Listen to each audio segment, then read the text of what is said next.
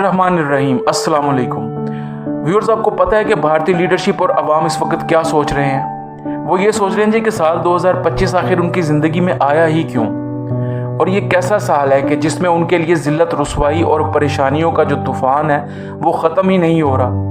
मतलब अभी ये लोग ऑपरेशन सिंदूर की नाकामी को लेकर छुपते फिर रहे थे कि अमेरिका ने पहले टैरिफ के मामले और फिर इक़्तिसादी पाबंदियों का डरावा देकर अपनी कड़ी शराइत मनवाने की कोशिशों को तेज़ कर दिया है।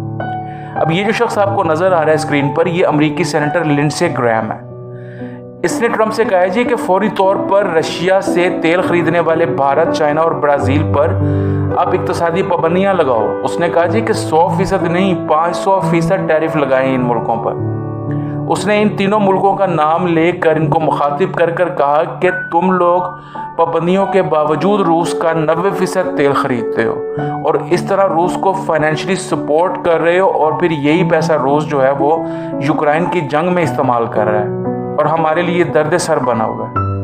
उसने कहा जी बस कुछ ही दिनों का इंतज़ार करो और फिर तुम लोगों को नज़र आएगा, तुम देखोगे कि मईशत की बर्बादी कहते किसको है। दोस्तों, आपको याद होगा कि सिर्फ 2 हफ्ते पहले ही ट्रंप ने रशियन तेल खरीदने पर यूरोपीय यूनियन को भी पाबंदियों का सामना करने के लिए तैयार रहने को कहा था। ये असल में इनडायरेक्टली वो भारत को ही कह रहा था, क्योंकि भारत ही है कि जिसकी रिफाइनरियों में रशियन तेल पहले साफ होता था आकर और फिर यूरोपियन ममालिक को वहां से एक्सपोर्ट होता था। अब जिस पर यूरोपीय यूनियन ने भारतीय रिफाइनरीज पर और शैडो वेसल्स फ्लीट पर पाबंदियां आयद कर दी थी, जिसके जवाब में भारत ने कहा था जी कि कोई मसला नहीं, वो रशियन तेल खरीदने से कभी बाज नहीं आएगा। उसने कहा जी कि भारत वही फैसला करता है जो उसके अवाम और मुल्की मफाद में होता है। भारत के इसी रवैये को लेकर यूरोप और अमेरिका ने सख्त इक़्तिसादी पाबंदियां लगाने का फैसला किया और आज तो अल्टीमेटम ही दे दिया है सेनेटर ने कि सिर्फ 15 दिन का अल्टीमेटम टाइम है, और उसके बाद अगर भारत, चीन और ब्राज़ील जो है वो उन्होंने रशियन तेल की इंपोर्ट बंद ना की तो इनकी मईशत की बर्बादी पक्की है। अब यहाँ ये बात समझने की है व्यूअर्स के चाइना पर तो अमेरिका पाबंदियां लगा नहीं सकता, क्योंकि वो तो चाइना का मुकाबला ही नहीं कर सकता। अभी पीछे जो टैरिफ के मामले पर अमेरिका को चाइना के सामने घुटने टेकने पड़े थे, आपको याद होगा। इसके अलावा रेयर अर्थ मिनरल्स के मामले में भी जो अमेरिका है वो मुकम्मल तौर पर चाइना पर डिपेंडेंट है। इसी तरह ब्राज़ील भी इक़्तिसादी मामलात में अमेरिका और यूरोप पर कोई बहुत ज़्यादा डिपेंडेंट नहीं है। तो ये अल्टीमेटम तो फिर सीधा सीधा भारत के लिए ही हुआ ना। अब मोदी सरकार को समझ नहीं आ रहा कि वो करे क्या।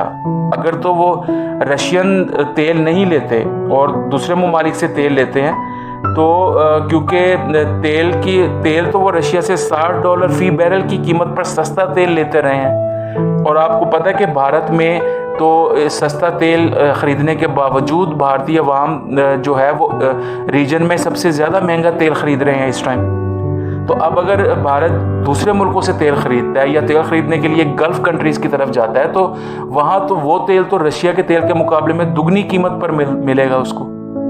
तो उसके नतीजे में जो भारत में महंगाई का जो तूफ़ान आएगा उसको किस तरह से बर्दाश्त कर सकेगी मोदी सरकार, और अवाम का जो गुस्सा होगा उसको भी सामना करना उनके बस की बात नहीं रह जाएगी।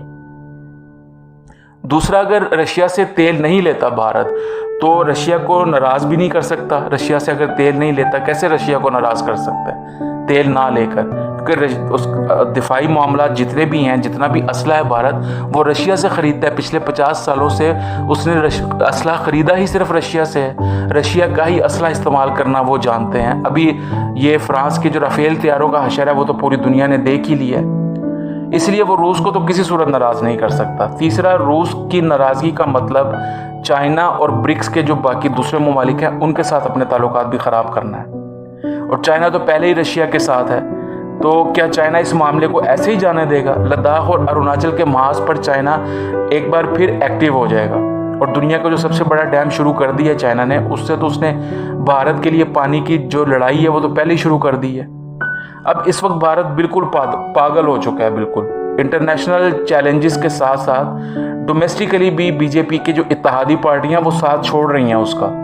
भारतीय सरकार और आर्मी के ताल्लुकात दिन ब दिन ख़राब हो रहे हैं, और अपोजिशन पार्टीज़ ने भी राफेल तैयारों और ऑपरेशन सिंदूर में भारत की नाकामी और चाइना के जो दुनिया का सबसे बड़ा वो डैम बना रहा है, इन मामलात को लेकर पार्लियामेंट का जो इजलास बुलाने की उनकी डिमांड है उस पर उन्होंने दबाव बढ़ाना शुरू कर दिया कि जी ये सेशन बुलाया जाए और मोदी साहब आएँ और आके कौम को बताएं, जवाब दें। अब मोदी अपनी नाकामियों का क्या जवाब देगा?